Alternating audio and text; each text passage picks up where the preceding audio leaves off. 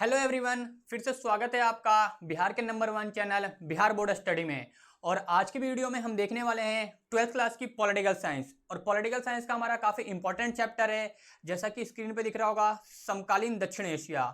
इसके बारे में जानेंगे। इसमें मैं आपको देशों के बारे में बताऊंगा और एग्जाम में बहुत ज़्यादा काम आएगा ये टॉपिक। और हाँ, पढ़ने से पहले अपने हाथ में पेन जरूर रखना। अगर आपके हाथ में पेन नहीं है तो आप लेके आओ, ताकि नोट्स बनाते चलना साथ के साथ, तभी याद रहेगा आपको। और लेक्चर पार्ट 2 में आएंगे तो ये पार्ट 1 है, तो इसके टोटल 2 पार्ट आएंगे। तो पार्ट 1 में बता रहा हूँ, और जो सेकंड पार्ट है वो जल्द आएगा। तो आप लोग वीडियो पूरा जरूर देखना और इस वीडियो को शेयर करो अपने ग्रुप में, व्हाट्सएप ग्रुप में फटाफट। चलो फिर स्टार्ट करते हैं, जानते हैं जो दक्षिण एशिया है उसके बारे में जानेंगे। कितने कंट्री इसमें आते हैं और इनका क्या महत्व है, इनके बारे में जानते हैं। और पाकिस्तान के बारे में भी हम पढ़ेंगे इसमें बहुत कुछ। ठीक है, तो स्क्रीन पे दिख रहा होगा कि जो विश्व का ना एक महत्वपूर्ण क्षेत्र है। ऐसा क्यों है? ये जो दक्षिण एशिया, इसको क्यों कहा जाता है? क्योंकि जो दक्षिण एशिया है ना, इसमें कई सारे देश आते हैं। फॉर एग्जांपल भारत तो है ही महान, तो भारत है ना, भारत आता है। पाकिस्तान हो गया, नेपाल, भूटान, बांग्लादेश, श्रीलंका तथा मालदीव, ये सारे देश आते हैं दक्षिण एशिया में। आपको मैंने इससे पहले वाला जो चैप्टर था हमारा, उसमें मैंने पढ़ाया था ना सार्क के बारे में, दक्षेश के बारे में पढ़े थे आप, पढ़ा होगा आपने। उसमें मैंने ये सारे कंट्री बताए थे, जिसमें अफगानिस्तान भी बताया था मैंने। बताया था कि नहीं बताया था? 8 कंट्री बताए थे ना। फटाफट कमेंट करो कौन से 8 कंट्री हैं सार्क में। ये क्वेश्चन आपसे पूछ सकते हैं। ठीक है, तो ये दक्षिण एशिया के देश हैं और अफगानिस्तान और म्यांमार को भी शामिल किया गया इसमें। तो ये 2 अन्य कंट्री हैं, ध्यान रखना जिनको। बट जो आपको देखेगा, चीन को शामिल नहीं करा गया इसमें। तो इसमें जो दक्षिण एशिया के जितने भी देश हैं, इनमें क्या है, सहयोग है पूरी तरह से। आपको पता होगा जो भारत के संबंध नेपाल के साथ अच्छे हैं, श्रीलंका के साथ अच्छे हैं, बांग्लादेश के साथ अच्छे हैं, भूटान के साथ अच्छे हैं और म्यांमार के साथ भी अच्छे हैं। और अफगानिस्तान से थोड़ा भी, मतलब कि तालिबान का जब शासन आया थोड़ा गड़बड़ा गया है, बट इससे भी काफ़ी अच्छे संबंध है, हमारे रिलेशन काफ़ी अच्छे हैं इन देशों से। और संघर्ष भी है। फॉर एग्जाम्पल देखोगे कि बांग्लादेश से संघर्ष है, तीस्ता नदी पे है और बॉर्डर डिस्प्यूट है। पाकिस्तान से तो आते रहते हैं संघर्ष, श्रीलंका से भी संघर्ष आ जाता है, तमिल को लेके आ जाता है, और नेपाल से भी आ जाता है। आपको पता होगा काला पानी, उत्तराखंड पे जो एरिया है उसमें कुछ क्लेम करा गया था नेपाल ने, तो यहाँ से भी कुछ संघर्ष आ जाते हैं। और मालदीव से भी संघर्ष आ जाता है। तो सहयोग है और संघर्ष दोनों है। ठीक है, तो इनके बारे में हम पढ़ेंगे। और जो चीन क्या है, चीन को दक्षिण एशिया में नहीं रखा गया है। तो यहाँ पे क्वेश्चन आपसे पूछ सकते हैं कि चीन को कौन सा देश दक्षिण एशिया में नहीं आता? तो चीन नहीं आता है। ठीक है, भारत आता है, पता है, पाकिस्तान आता है, नेपाल आता है, भूटान आता है, म्यांमार आता है, अफगानिस्तान आता है, मालदीव आता है और श्रीलंका भी आता है। ठीक है, ये सारे कंट्री आते हैं, बट चीन नहीं आता, चाइना नहीं आता। और आपको पता होगा जो दक्षिण एशिया है, जहाँ पे इसकी स्थिति है, आपको पता होगा जो स्थिति है कहाँ पर है, तो हिमालय पर्वत है। यहाँ पर विशाल हिमालय पर्वत है, उत्तर में श्रृंखला है और दक्षिण में हिंद महासागर है। और हिंद महासागर एक ऐसा है ना जो महासागर है कि किसी देश के ऊपर रखा गया है, इंडिया के ऊपर रखा गया है। इसका नाम एक महासागर है, सिर्फ एकमात्र महासागर है जिसको किसी के नाम पर रखा गया है, महासागर का नाम। और पश्चिम में अरब सागर है और पूरब में आपको पता होगा बंगाल की खाड़ी है। ये भारत की बात हो रही है, मतलब बात तो वैसे हो रही है, बट हम सेंटर में ले रहे हैं इंडिया को, क्योंकि इंडिया हमारे लिए बहुत महत्वपूर्ण है। ठीक है, और दक्षिण का भौगोलिक विशेषता प्रदान करता है, तो बहुत इंपॉर्टेंट है। जो भौगोलिक मतलब जो लोकेशन है ज्योग्राफी की, बहुत अच्छी लोकेशन है। किसकी? दक्षिण एशिया की, और बेसिकली भारत की। भारत एक ऐसा स्थान है ना, आपको हर चीज़ मिल जाएगा यहाँ पे। आप देखोगे कि ऊपर चले जाओगे कश्मीर में बर्फ ही बर्फ है, फिर नीचे आ जाओगे इधर मैदान है पूरा। रिवर की भी कमी नहीं है यहाँ पे। पंजाब में 5 रिवर बहती है, इसलिए उसका नाम पंजाब पड़ा है। और गंगा नदी इतना महत्वपूर्ण है। और अगर साउथ में जाओगे तो वहाँ पे भी अलग अलग आपको पता होगा वैरायटी है हर चीज़ की। तो मतलब एक इंडिया एक ऐसा देश है ना, पूरी दुनिया में यूनिक है। डाइवर्सिटी भी बहुत ज़्यादा है यहाँ पे, अलग अलग धर्मों के लोग रहते हैं, अलग अलग कल्चर फॉलो करते हैं, अलग अलग यहाँ पे संस्कृति है, सब कुछ फॉलो करा जाता है यहाँ पे। एक इंडिया एक ऐसा देश है। और भारत एक महान देश रहा है पहले से ही। अगर आप इतिहास उठा के देखोगे ना, बहुत महान देश रहा है। ये जो यूरोपियंस है इनसे बहुत आगे हैं हम, बहुत ज़्यादा आगे हैं। ये जितना ये सोच नहीं सकते ना, वहाँ तक हम जा चुके हैं। ठीक है, अब बढ़ते हैं आगे। तो और जो भारत और श्रीलंका आज़ादी के बाद से यहाँ पे लोकतंत्र है, तो फर्स्ट ये क्वेश्चन भी बनता है कि ऐसे कौन से 2 देश हैं जहाँ पे आज़ादी के बाद से ही लोकतंत्र है? तो श्रीलंका और भारत है। याद हुआ यहाँ पे क्या है? भारत और श्रीलंका। ध्यान रखना, क्वेश्चन डायरेक्ट आएगा यहाँ पे। तो आज़ादी के बाद से, और 1 अप्रैल 2022 में क्या हुआ था, जो यहाँ के राष्ट्रपति थे गोतबाया राजपक्षे द्वारा आपातकाल की घोषणा की गई थी। तो यहाँ पे अब देखो आपातकाल क्यों लगता है, क्योंकि यहाँ पे पता है जो आर्थिक स्थिति ना बहुत गड़बड़ा गई थी। जो अर्थव्यवस्था गड़बड़ा गई थी, जिसके कारण यहाँ पे इमरजेंसी लगाई गई राष्ट्रपति द्वारा, श्रीलंका में लगाया गया। ये अभी की बात है, ज़्यादा पुरानी बात नहीं है। अभी श्रीलंका का अगर आपने न्यूज़ पढ़ा होगा तो आपने देखा होगा बहुत कुछ, ठीक है। तो ये सारी चीज़ें हैं। और पाकिस्तान और बांग्लादेश में कभी लोकतंत्र होता है, कभी सेना का शासन होता है। अब देखो यहाँ पे होता क्या है, पहले तो लोकतंत्र आएगा, जैसे कि कई सारे यहाँ पे रहे, शहबाज शरीफ रहे, अभी शहबाज शरीफ हैं, नवाज शरीफ रहे, इमरान खान, इब्राहिम पता थोड़ा हिस्ट्री में चला गया था मैं, इमरान खान रहे हैं यहाँ पे। तो ये लोग रहे हैं ना, तो कहीं ना कहीं यहाँ पे सैनिक शासन भी रहा है और लोकतंत्र भी रहा है पाकिस्तान में। और बांग्लादेश में भी यही हाल है, बांग्लादेश में सत्ता पलटती रहती है हमेशा, जैसे पाकिस्तान का, क्योंकि एक ही पार्ट था दोनों। 1971 में अलग हुआ था, आपको पता होगा 1971 के युद्ध हुआ था भारत पाकिस्तान के बीच में, और भारत का बहुत बड़ा योगदान था बांग्लादेश को बनाने में। 16 दिसंबर डेट है ये, 16 दिसंबर क्या डेट है, 16 दिसंबर 1971, ठीक है। इस दिन बांग्लादेश बना था, क्या बना था, बांग्लादेश बना था। और 3 दिसंबर को वॉर स्टार्ट हुई थी। ये चीजें याद रखना आप लोग, बहुत महत्वपूर्ण है। और भारत ने झंडा गाड़ दिया था, पूरी दुनिया में परचम लहराया था अपने नाम का। और जो कहते थे ना यूरोपियंस कि भारत कुछ नहीं है, बढ़ जाएगा, ऐसा कुछ नहीं हुआ। भारत अभी भी आगे और पहले भी आगे था और आगे रहेगा भी, हमेशा जीवन भर आगे रहेगा। जब तक दुनिया है तब तक भारत नंबर 1 पे रहेगा, ठीक है। तो ये सब चीजें देखने को मिलती है हमें कि जो पाकिस्तान और बांग्लादेश में क्या है, यहाँ पे कभी लोकतंत्र रहता है और कभी सेना का शासन रहता है।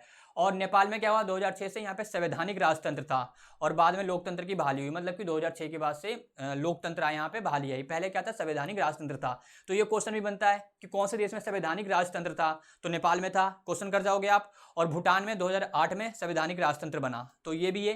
तो ये क्वेश्चन भी बनता है एमसीक्यू में। तो एमसीक्यू निकालते चलो आप लोग, बस एमसीक्यू निकाल लोगे, आपका दिमाग एक्टिव रहेगा, फटाफट क्वेश्चन बनते रहेंगे, ठीक है। तो बढ़े आगे, याद हुआ कुछ, कमेंट करो, कोई डाउट हो तो पूछ सकते हो आप लोग, एनी डाउट कमेंट करो, you can ask me anything, ठीक है। बढ़ते हैं आगे। तो अब जानते हैं मालदीव के बारे में। तो मालदीव में क्या था, सल्तनत हुआ करता था 1968 तक। तो यहां से भी एमसीक्यू निकाल लो फटाफट। तो एक क्वेश्चन बनता है ना, सल्तनत कौन से देश में हुआ करता था, तो मालदीव होता था। और मालदीव बहुत ज्यादा पॉपुलर है, यहाँ पे काफी लोग जाते हैं टूरिस्ट के लिए, ये टूरिस्ट के लिए पॉपुलर है। और यहाँ पे अब क्या है, लोकतंत्र, डेमोक्रेसी है यहाँ पे। कहां पर, मालदीव में, ठीक है। कोई डाउट यहां तक, कोई डाउट नहीं होगा ना। और दक्षिण एशिया के जितने भी लोग हैं लोकतंत्र को बहुत अच्छा मानते हैं, ये एक महत्वपूर्ण लाइन है हमारे लिए। और भारत में तो है डेमोक्रेसी, और जो इंडिया से डेमोक्रेसी को विदा कराना बहुत मुश्किल होगा। और जितने भी यहाँ पे लोकतंत्र की संस्थाओं का समर्थन करते हैं, तो लोकतंत्र को सभी लोग मानते हैं, चाहे पाकिस्तान भी मानता है, बट पाकिस्तान में थोड़ा तख्ता पलट हो जाता है, वो अलग बात है, क्योंकि पाकिस्तान के लोग उतने अच्छे हैं नहीं ना, तो उनको समझ नहीं आता लोकतंत्र की, लोकतंत्र का महत्व क्या है। हम भारतीय की तरह थोड़ी ना है वो लोग, एजुकेटेड, इंटेलेक्चुअल, बहुत ज़्यादा पढ़े लिखे, पाकिस्तान के लोग नहीं है इतने, उनकी बुद्धि थोड़ी घुटनों में रहती है, ठीक है। तो ध्यान रखना ये सब चीज़ें। अब देखते हैं आगे। तो अब दक्षिण एशिया के जितने भी अनुभव करा है लोकतंत्र है यहाँ पे, और श्रीलंका और भारत में तो लोकतंत्र स्टार्टिंग से ही है।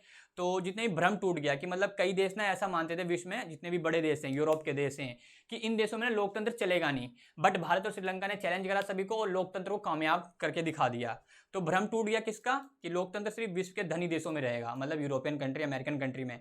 बट ऐसा नहीं है, यहाँ पे भी रहा, इंडिया में भी रहा। बट इंडिया नॉट गरीब कंट्री, इंडिया भी रिच कंट्री है। बट मैं बात कर रहा हूँ यहाँ पे इंडिया बहुत रिच है, बट यहाँ पे कुछ ऐसे लोग हैं ना जिन्होंने गरीब बना रखा है इंडिया को। कुछ लोग अगर यहाँ से चले जाए तो देश हमारा बहुत अच्छा है, ओके।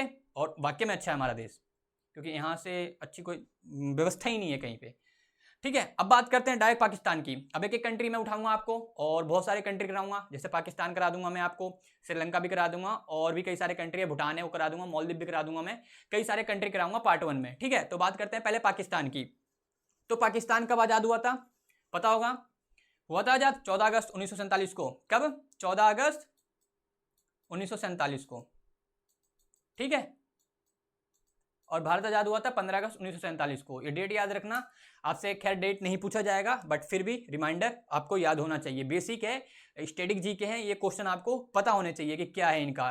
तो यहाँ पे सेना का बहुत ताकतवर है, यहाँ पे सेना व्यवस्था है, यहाँ पे सेना का, सेना ताकतवर है। इवन अगर यहाँ पे लोकतंत्र भी है ना, फिर भी यहाँ पर सेना का ज़्यादा चलता है। आपको पता होगा कई सारे ऐसे लीडर रहे हैं यहाँ पे जिन्होंने तख्ता पलट करा है, और यहाँ बार बार क्या होता है, सैन्य शासन लोकतंत्र को चलता रहता है। तो सेना क्या करती है, लोकतंत्र को कुचल देती है, खत्म कर देती है लोकतंत्र को, और अपना शासन चलाने लग जाती है पाकिस्तान में। तो ये क्वेश्चन भी यहाँ से एमसीक्यू निकालते चलना आप लोग। और ऐसा ही बांग्लादेश में भी हुआ है, तो बांग्लादेश में भी सेम होता है। बांग्लादेश कब बना था, 1971 में बना था, ये चीज मैंने आपको बताई है। वैसे मैं आपको वॉर पढ़ाऊंगा, सारे वॉर, ये सारे वॉर पढ़ाने हैं आपको। पाकिस्तान के साथ 4 वॉर हो चुके हैं टोटल। फर्स्ट हुआ था 1947-48 में, 47-48 में हुआ था पहला वॉर, ठीक है। और फिर सेकंड कब हुआ? 65 में हुआ, 1965। फिर 71 में हुआ, और फिर कब हुआ? 99 में हुआ, 1999 कारगिल वॉर, ठीक है। तो ये सारे क्वेश्चन आपको याद होने चाहिए, और ये क्वेश्चन भी पूछे जा सकते हैं वॉर के बारे में पाकिस्तान के साथ। वैसे मैं आगे आपको दिखाऊंगा ये सारी चीजें, ठीक है। अब बात करते हैं कि जब ये आजाद हुआ तो यहाँ पे लीडर कौन आया। तो सर्वप्रथम जो देश में था ना, ये जनरल अयूब खान के हाथ में आया, अयूब खान ने। और फिर जब जनरल याहिया खान ने तत्पश्चात क्या करा, यहाँ पे जियाउल हक आया। और फिर 1999 में जनरल परवेज मुशर्रफ आए, जनता द्वारा निर्वाचित सरकार को हटाकर सैनिक शासन की स्थापना कर दी। तो इन्होंने क्या करा, जो जनता द्वारा, मतलब जनता ने लोकतंत्र को चुना, यहाँ पे जो था प्रधानमंत्री उसको चुन के भेज दिया, उसको हटाकर इन लोगों ने क्या करा, अपना शासन स्थापित कर दिया। मतलब कि सेना राज, सेना का शासन चलेगा अब, ऐसा कर दिया इन्होंने। और यहाँ पे यही होता है अभी तक। और ऐसा ना बहुत से देश वाले भी करते हैं, क्योंकि उनको भी डर रहता है बहुत सी चीज़ों का। तो खैर यहाँ पे जो यूरोपियंस है वो भी ऐसा ही चाहते हैं यहाँ पे, ताकि डिस्टर्बेंस हो यहाँ पे और हम अपना बेनिफिट कर सकें, क्योंकि टांग तोड़ाना है। अब इंग्लैंड क्या करता है कि डिस्टर्बेंस पहले फैलाएगा और फिर जाकर उसको सुलझाएगा। होता है ना कि क्या कहते हैं, ये सब चीज़ें होती है ना, ये कई सारे मुहावरे भी बनते हैं इन चीज़ों पे। तो इन चीज़ों को इग्नोर करना चाहिए। खैर अब तो खैर डिप्लोमेट बहुत होशियार हो गए, और भारत में तो कुछ ऐसा कर भी नहीं सकते वो लोग। एक बार 2004 में आया था जॉर्ज बुश, अपने प्रधानमंत्री थे मनमोहन जी, उनको कह रहा है ना कि कश्मीर में आप इलेक्शन करवाओ। आपको पता आएगा वहाँ पे बहुत सारी चीज़ें डिस्टर्बेंस चल रही थी, बट अब जो ह्यूमन राइट्स वाले भेज रहे थे अमेरिका बोल रहे थे ह्यूमन राइट्स आएगा यहाँ पे, मानवाधिकार वाले। तो मनमोहन सिंह जी थे, उन्होंने कह दिया कि भाई तुम कौन हो, अगर संयुक्त राष्ट्र बोलता है तो फिर चलो एक बात के लिए मान लेते हैं कि आ सकती है, बट तुम कौन हो, आप कौन हो? अमेरिका नहीं कह सकता ना कुछ। अमेरिका तो खुद एक देश है, जैसे हम देश हैं, वो भी वही है, वो भी देश है, हम भी देश हैं। हमारी खुद की डिप्लोमेसी होनी चाहिए ना, हमारे खुद के जितने भी अफेयर्स हैं वो हमारे होने चाहिए, ठीक है। ऐसा बोला था मनमोहन जी ने, ठीक है। तो और कुछ समय बाद क्या हुआ, जुल्फिकार अली भुट्टो आ गए और बेनजीर भुट्टो, और फिर नवाज शरीफ, इनके बीच में लोकतंत्र शासन स्थापित हुआ। तो ये लीडर्स आए बाद में, जुल्फिकार अली भुट्टो, बेनजीर भुट्टो और नवाज शरीफ। और खैर इनकी कई हत्याएं भी करी गई है, गोली मारकर हत्या कर जाती है, जैसे कि भारत में भी हत्याएं हुई है। फॉर एग्जांपल देखा जाए तो लाल बहादुर शास्त्री जी की, यहाँ पे इसकी रिपोर्ट ना आती नहीं है, गवर्नमेंट इसकी रिपोर्ट जारी नहीं करती, बट अगर देखोगे तो कहीं ना कहीं उनकी भी हत्या ही करी गई थी। आपको CIA था और KGB इसमें मिला हुआ था। KGB खैर रशिया की जो इंटेलिजेंस एजेंसी है ना, अभी पहले KGB कहते थे, अब और कुछ कहते हैं। और CIA है अमेरिका की एजेंसी, जो खुफिया एजेंसी होती है, उनकी बात कर रहा हूं मैं, ठीक है। तो ये सारे चीज थे, और इन्होंने लोकतंत्र लाया यहाँ पे, लोकतंत्र की स्थापना करी। और 2013 में क्या हुआ, नवाज शरीफ थे, ये फिर से यहाँ पे सरकार बनाए। और 2017 में इनको क्या हुआ, करप्शन के चार्जेस लग गए, वित्तीय करप्शन के, फाइनेंशियल करप्शन के इन पे चार्जेस लगे, और ये फिर भाग गए और कई देश। और सर्वोच्च न्यायालय ने क्या करा, इनको दोषी ठहराया और पद से हटाते हुए 10 साल की सजा का आदेश दे दिया। तो इनको एक क्राइम का आदेश मिला, क्योंकि ये करप्टेड थे, भ्रष्टाचारी थे, और इनको पद से हटा दिया गया। और फिर कौन बने थे बता सकते हो? इमरान खान बने थे। और फिर यहाँ पे 2018 में इमरान खान आए, और इमरान खान अभी तो नहीं है, खैर अभी शहबाज शरीफ हैं, ठीक है। इमरान खान आए लोकतंत्र में, जुलाई 2018 में यहाँ पे बने इमरान खान, क्या बने, प्राइम मिनिस्टर, ठीक है, लोकतंत्र में आए। और फिर 2022 में क्या हुआ, शहबाज शरीफ आ गए और 23वें प्रधानमंत्री के रूप में कार्यभार संभाला। ये तो 23 है, ये ध्यान रखना, ओके। तो ठीक है, तो ये सारे क्वेश्चन इंपॉर्टेंट है, और ये क्वेश्चन आपसे पूछ सकते हैं कि कौन कौन है, और यहाँ पे लोकतंत्र कामयाब क्यों नहीं हो पाया है। तो अब मैं आपको यही बताऊंगा। तो अब देखो क्यों कामयाब नहीं हो पाया है लोकतंत्र, यहाँ पे क्यों कामयाब नहीं हो पाया, अस्थायी क्यों नहीं रह पाया। तो फर्स्ट यहाँ पे जो सेना है, सेना ताकतवर है, स्टार्टिंग से मैं कहता आ रहा हूँ। जो धर्मगुरु यहाँ पे मौलवी वगैरह ये हैं, और भूस्वामी, मतलब कि जिनके पास बहुत सारे प्रॉपर्टी है, लैंडलॉर्ड हैं, उनका जो इनका बहुत समाज में ना दबदबा है, एक ताकतवर है, एक हस्ती है ये, इनकी बात ना जनता सुनती है, और इनका डर भी दिखाते हैं। और यहाँ पे निर्वाचित सरकार को गिराकर सैनिक शासन कायम हुआ है। मतलब आपको पता है पैसे से हर चीज होता है, तो अब जाहिर सी बात है जितने लोग भी हैं, सेना ताकतवर है, धर्मगुरु के पास भी बहुत पैसा होता है, जो यहाँ के मौलवी है सब बहुत फंड जाता है, मतलब कि जो होता है ये इस्तेमाल करते हैं इन चीज़ों में। और भूस्वामी का मतलब ये लैंडलॉर्ड, पैसे वाले लोग, तो इनका क्या है, दबदबा है एक। और पाकिस्तान और भारत के साथ जो तनातनी रहती है, मतलब कि अब अच्छे रिलेशन तो है नहीं ना, हमारे संबंध हमारे खराब है ना पाकिस्तान के साथ, तो तनातनी रहती है, जिसकी वजह से क्या करता है सेना यहाँ पे जो लीडर होते हैं, कहते हैं कि भारत हम पे ना हमला कर देगा, ये कर देगा, तो मतलब एक डर रहता है, तो डर फैलाते रहते हैं, और शायद करेंगे भी हम, और अपना जो स्थान है POK वो लेंगे, शायद लाहौर भी ले लें हम, ठीक है। अगली इस बार तो छोड़ेंगे भी नहीं, पिछली बार तो हमने छोड़ भी दिया था 1965 में, जब हमने कब्जा कर लिया था लाहौर पे, ठीक है, तो सेना समर्थक समूह ज्यादा मजबूत है यहाँ पे। तो ये 2 कारण है, और भी कारण है, मैं आगे और बताऊंगा, डोंट वरी। और अंतरराष्ट्रीय समर्थन का अभाव है, मतलब कि जो अंतरराष्ट्रीय समर्थन का मतलब होता है जो बड़े बड़े कंट्री हैं, फॉर एग्जांपल जिसकी मैं बात करूं अमेरिका की, अमेरिका तो अपने आप को हर जगह दादा समझता है कि मैं ही हूं, जो हूं मैं हूं।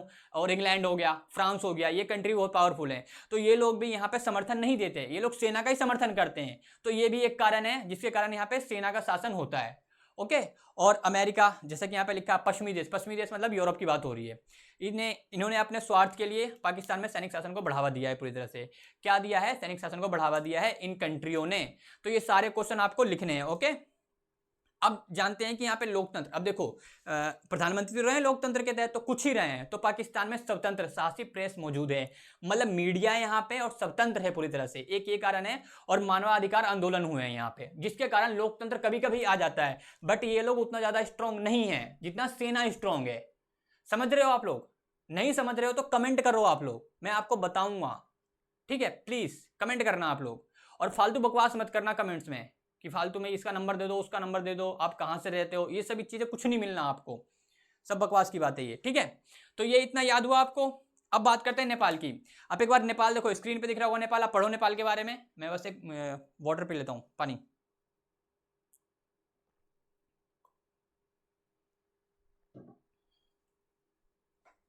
तो अब बात करते हैं नेपाल की। तो नेपाल पता होगा, ये भारत के संबंध ऐतिहासिक है। यहाँ पे पता है बौद्ध धर्म, बौद्ध धर्म याद आया? जो सिद्धार्थ बुद्ध थे, मतलब उनका बचपन का नाम सिद्धार्थ था, जो बुद्ध महात्मा बुद्ध थे, गौतम बुद्ध, उनका बचपन का नाम क्या था? सिद्धार्थ। और इनका जन्म कहाँ पे हुआ था? नेपाल के लुम्बिनी में हुआ था। कपिलवस्तु, कुछ याद आ रहा है? अपने इतिहास पढ़ा होगा थोड़ा बहुत, तो इतिहास है आपके पास, पढ़ा होगा आपने शायद, सर पढ़ाते तो हैं। तो वहां पे जन्म हुआ था, तो हमारे संबंध इनके साथ बहुत अच्छे हैं। तो अब नेपाल की बात करेंगे हम। तो नेपाल में क्या रहा? लंबे समय तक यहाँ पे राजा का शासन रहा, और बाद में लोकतंत्र आया यहाँ पे, क्योंकि लोकतंत्र में आवाजें उठने लग गई यहाँ पे। तो जद्दोजहद के कारण यहाँ पे लोकतंत्र आया, बट बाद में आया, बट यहाँ पे राजा का शासन था। जैसे कि देखो, हर कंट्री में राजा का शासन रहा है। पहले भारत में नहीं थे क्या राजा का शासन? पहले था ना, मुगल थे, दिल्ली सल्तनत था, फिर पिछले अंपायर जाओगे, देखो कुषाण देखो, मौर्यन देख लो, गुप्ता देख लो, बिंबिसार देख लो, ये सारे राजा तो थे। तो राजा का शासन भारत में भी रहा है, ठीक है, बट नेपाल में बहुत ज्यादा रहा है। तो यहाँ पे रहा, और लोकतंत्र समर्थ आए यहाँ पे, और आवाज उठाई, फिर लोकतंत्र आया। और यहाँ जो राजनीति में माओवादी भी बहुत प्रभावी हो गए। अब माओवादी से यहाँ नाम याद पता है कौन है? वो माओ जेडोंग, चाइना वाला। पढ़ाया था मैंने चाइना के बारे में, पढ़ाया था ना पिछले चैप्टर में, जो सत्ता के नए केंद्र में चाइना के बारे में पढ़ाया था, किस तरह माओ आया था। तो माओवादी समर्थक आए यहाँ पे, कम्युनिज्म फैलाने लग गए यहाँ पे, तो ये आए। और नेपाल में राजा की सेना क्या थी? राजा की सेना, लोकतंत्र समर्थक और माओवादी, इनके बीच में लंबा संघर्ष चला, जिसे त्रिपक्षीय संघर्ष कहते हैं। तो ये क्वेश्चन याद रखना, त्रिपक्षीय संघर्ष किसके बीच में हुआ था? 3 लोग हो गए ना, लोकतंत्र समर्थक हो गए, एक राजा की सेना हो गई, और माओवादी, आई एम सॉरी, एक माओवादी हो गए। तो ये 3 लोग हो गए ना, इनके बीच में क्या हुआ? संघर्ष चला। तो ये क्वेश्चन एमसीक्यू में पूछ सकते हैं आपसे कि ऐसा कौन सा देश है जहां पे त्रिपक्षीय संघर्ष चला था? श्रीलंका दे देंगे ऑप्शन आपको, नेपाल दे देंगे, भूटान दे देंगे, और भारत भी दे सकते हैं, पाकिस्तान भी दे सकते हैं, बांग्लादेश भी दे सकते हैं, मालदीव भी दे सकते हैं, अफगानिस्तान भी दे सकते हैं। बट डिपेंड करता है आपका माइंड कितना एक्टिव है, आपने कितना पढ़ा है, इस वीडियो से कितना सीखा है आपने। ठीक है, ये सारी चीजें आपको क्वेश्चन बनते हैं यहाँ पे। और 2008 में क्या हुआ? नेपाल में राजतंत्र को समाप्त कर दिया गया पूरी तरह से, अब यहाँ पे लोकतंत्र गणराज्य बन गया है। तो ये क्वेश्चन भी यहाँ से बन जाएगा एमसीक्यू में। एमसीक्यू निकालते चलो आप लोग, देखो थ्योरी तो पता लग जाएगी। थ्योरी में क्या होता है कि हमें थोड़ा बहुत भी याद है ना तो हम लिख देते हैं, लिखना होता है वहां पे, बट एमसीक्यू में डायरेक्ट हमें क्लिक करना होता है। ऑप्शन आया 4 ऑप्शन, उसी में से एक है। अब डिपेंड करता है कितना आता है कितना नहीं आता, हाँ या ना का जवाब होता है यहाँ पे डायरेक्ट। और यहाँ पे 2015 में नया संविधान बना है। क्या बना है? संविधान, कॉन्स्टिट्यूशन। ठीक है, तो ये सारी चीजें आपको याद होनी चाहिए पूरी तरह से, ताकि स्ट्रांग रहो और आपका माइंड स्ट्रांग रहे। माइंड की एक्सरसाइज करा करो, बॉडी एक्सरसाइज करा करो, आपको बताया जाएगा कैसे करते हैं। ठीक है, अब बात करते हैं श्रीलंका की। तो हमारा पाकिस्तान हो गया, नेपाल हो गया, अब बचा श्रीलंका। श्रीलंका की बात कर ले थोड़ा बहुत, और भी कंट्री है, बांग्लादेश भी है, वो मैं आपको अगले लेक्चर में बताऊंगा। ठीक है, तो यहाँ पे क्या हुआ? स्वतंत्रता प्राप्त कब हुई इसको? 1948 में। कब? 1948 में, मतलब भारत के 1 साल बाद यहाँ पे प्राप्त हुई। और श्रीलंका में एक सफल लोकतंत्र रहा है, लोकतंत्र रहा है यहाँ पे पूरी तरह से, नो डाउट। सामाजिक और आर्थिक क्षेत्रों में अपनी अच्छी स्थिति के बावजूद भी क्या करा इन्होंने? सिंगली और तमिल के समुदाय के बीच में जातीय संघर्ष का इन्होंने सामना करा है। मतलब यहाँ पे एक सिविल वॉर हुआ है, गृह युद्ध हुआ है। कहां पे हुआ है?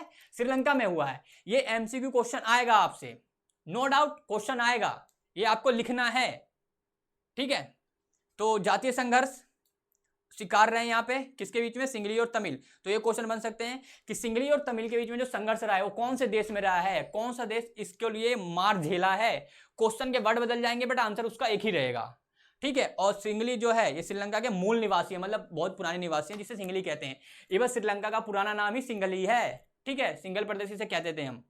और तथा तमिल जो भारत जाकर श्रीलंका में जा बसे। अब बोलोगे कि ये जो तमिल थे कैसे चले गए वहां पे, तो जो अंग्रेज थे ना यहाँ पे जो राज कर रहे थे वो लोग यहाँ उनको ले जाते थे। गिरमिटिया एक एग्रीमेंट था, मतलब उसको ना एग्रीमेंट कहते थे, बट जो यूपी बिहार के लोग हैं ना उसे गिरमिटिया कहते हैं। ये खैर ये मॉडर्न हिस्ट्री का पार्ट है, ये आपको मैं सरकारी नौकरी की तैयारी करोगे ना तब पढ़ाऊंगा मैं आपको ये सब चीजें। ये बहुत अच्छा इतिहास है, इतिहास में बहुत कुछ पढ़ने को मिलेगा। ये जो लिंक जुड़े हुए हैं कैसे जुड़े हुए हैं ये चीजें भी हमें पढ़ने को चाहिए, ठीक है। तो ये संघर्ष हुआ यहाँ पे, और मूल निवासी कौन है यहाँ पे, सिंगली।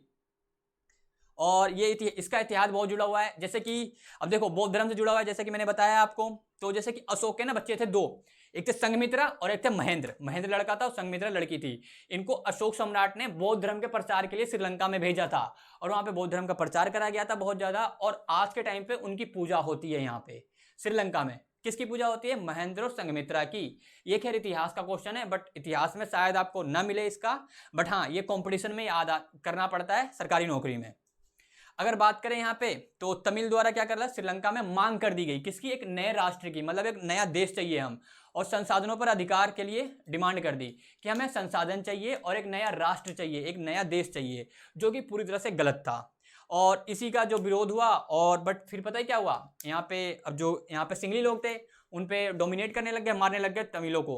फिर तमिलनाडु की सरकार ने क्या करा, सेंट्रल गवर्नमेंट से डिमांड करी कि आप इंटरफेयर करो यहाँ पे, क्योंकि वहां से आवाजें उठ रही थी भारत में, तो भारत का लिंक जुड़ गया था। इसलिए भारत ने फौजें भेजी थी वहां पे 1987 में, इंडियन पीस कीपिंग फोर्स जिसे कहते हैं हम, ठीक है। तो दूसरी ओर सिंगली समुदाय द्वारा लगातार उनकी इस मांग को विरोध किया जा रहा था, पूरी तरह से क्या विरोध करा जा रहा था।